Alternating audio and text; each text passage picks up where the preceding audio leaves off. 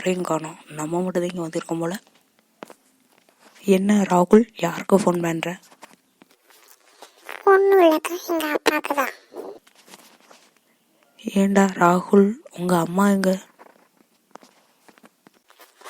எங்கள் அம்மா வீட்டிலக்கா. சரி, நான் என் ஃப்ரெண்ட்ஸோட விளையாட போகிறேன். என்ன வந்தான் அவன் இடத்துக்கு போனோன்னே குடுக்குடுன்னு ஓடுறேன். என்ன பையனும். சரி, நம்மளும் வீட்டுக்கு போவோம்.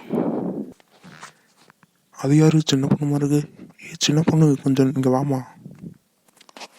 என்னண்ணே? மகனை இங்கே எங்கேயாச்சும் பார்த்தியாமா? ஆமாண்ணே, இப்போ தானே இங்கே ஃபோனை நோண்டிக்கிட்டே அங்கிட்டு போனேன் ஃப்ரெண்ட்ஸோட விளையாட போகிறேன்னு. அப்படியாம்மா, எங்கிட்டாமா போனேன்? இந்த போகிறேன்.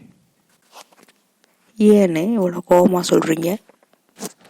அது ஒன்றும் இல்லைம்மா, அந்த நாய் ஃபோனை நோண்டி நோண்டி பரீட்சையில் எல்லா பாடத்துலையும் ஃபெயில் ஆகி வச்சிருக்கான். அதே அவனை தேடிட்டு நாங்கள் வந்தேன். இந்த கேம் நல்லா இருக்கு, இந்த கேம் எத்தனை விளாடுவான். வா, சூப்பரான கேம். ஏலே நாயே, இங்கேயா இருக்கிற? என்னப்பா? ஏலே, உன்னை நான் ஊருக்குள்ள அங்கங்கே தேடிட்டு இருந்தா, நீங்கள் பீச்சுக்கு வந்து என்ன நோண்டிட்டு இருக்க? அதுவும் ஃபோன் நோண்டிட்டு பரீட்சையில் எல்லா பாடத்துலையும் ஃபெயில் ஆகி வச்சிருக்க. இன்னைக்கு இருக்கு உனக்கு. வீட்டுக்கு இங்கே என்ன பண்ணுற?